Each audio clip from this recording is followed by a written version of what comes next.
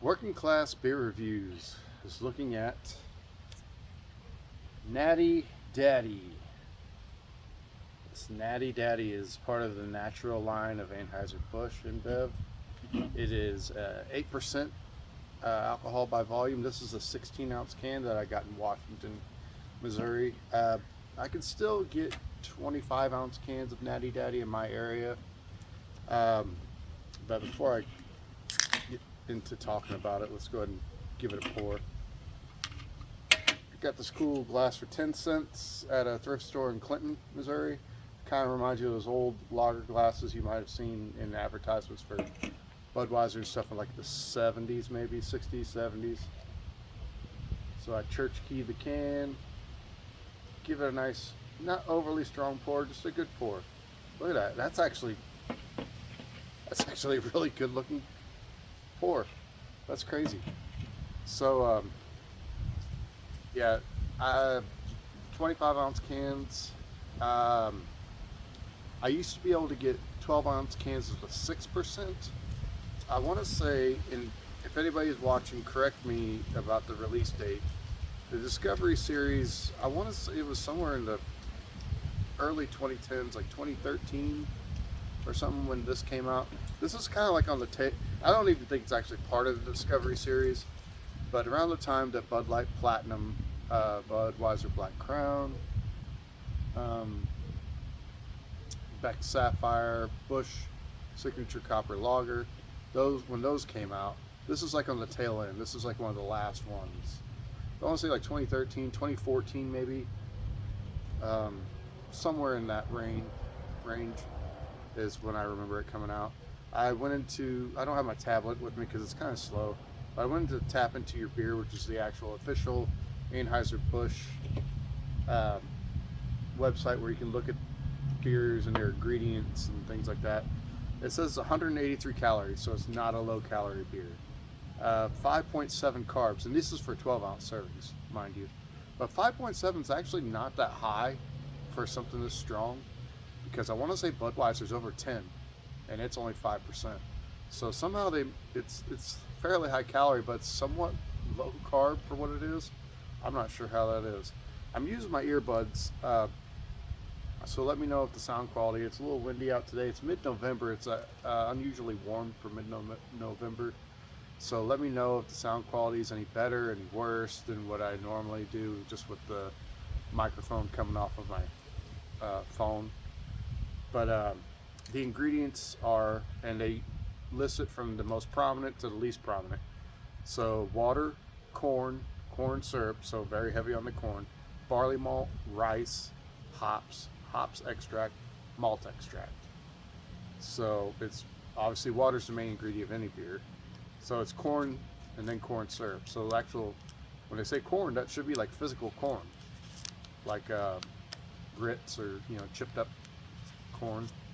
And corn syrup is going to be the dextrose, not the high fructose corn syrup. Barley malt, so malted barley, rice, hops extract, and malt extract. So there's actually a surprising amount of whole ingredients in this. I mean, obviously there's extracts in here too. So what do you get? The head dissipated pretty quickly, but with these, this would be kind of considered like a malt liquor, high gravity lager, something like that. 8%, you're definitely in that range. Like I said, this is a lager. It even says right underneath here, you can't really see it, 16-ounce lager, 8%. So yeah, on the side of the can, 183 calories, 5.7 carbs.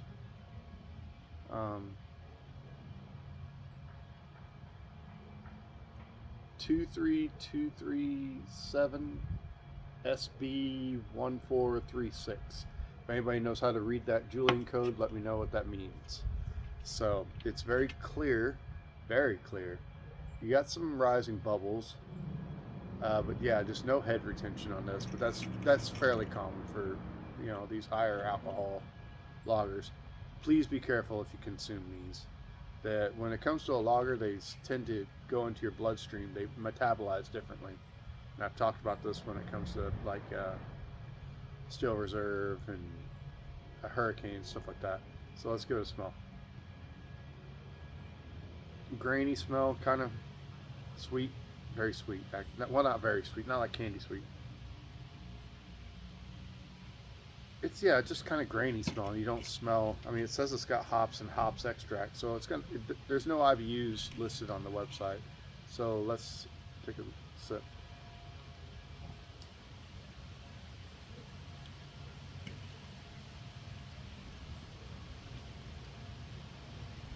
Yeah, it's got some sweetness to it.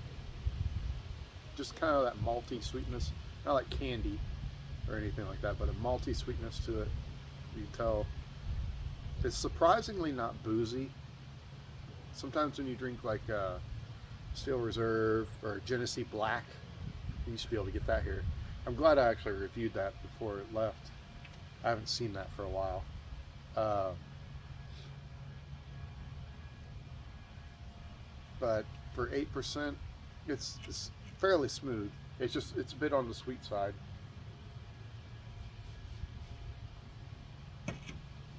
The IBUs are probably in the mid-teens, probably a little bit higher than the standard lager. They'd have to raise up the IBUs a little bit, but it's nothing like 20 or anything like that.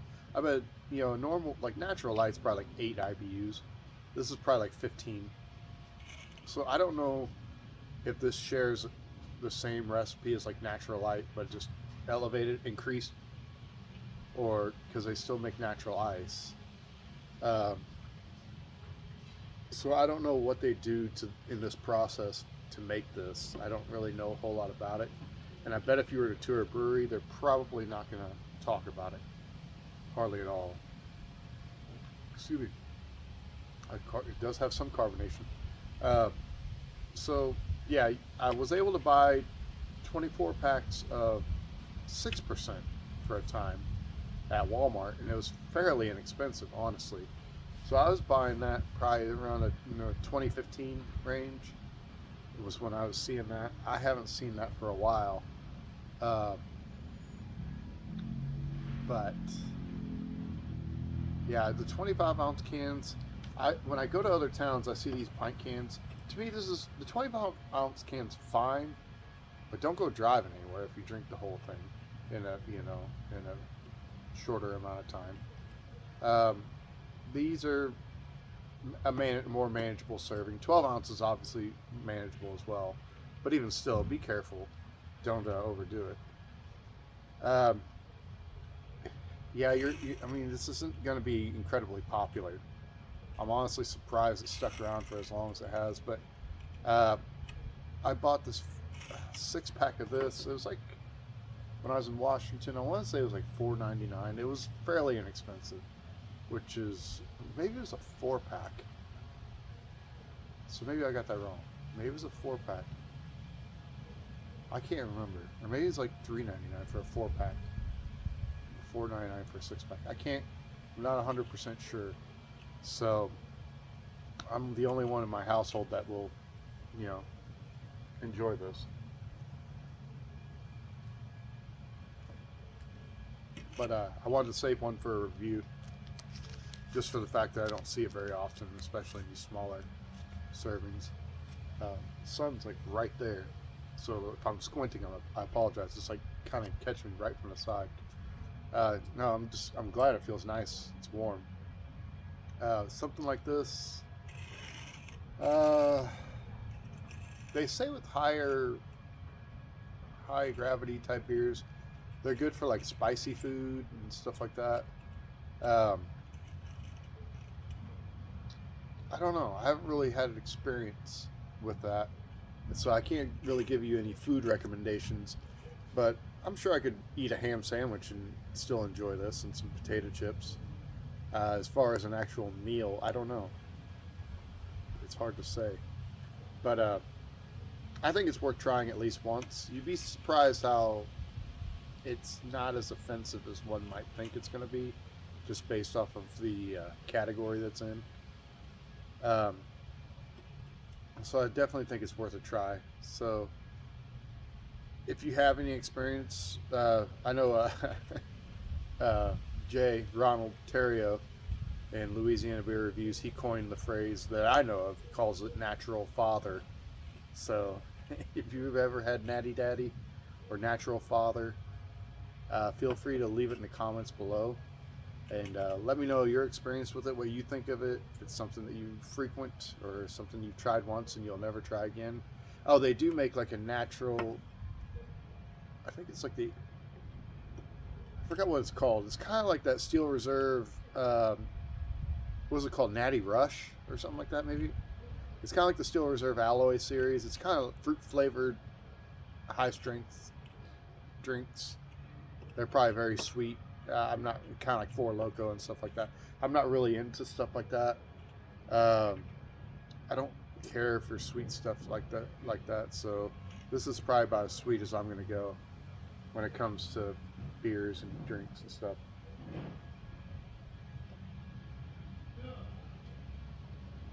But if anything, yeah, I'd like to hear from you guys. Just let me know of your experience and if you still see it in your area. And I will see you guys later.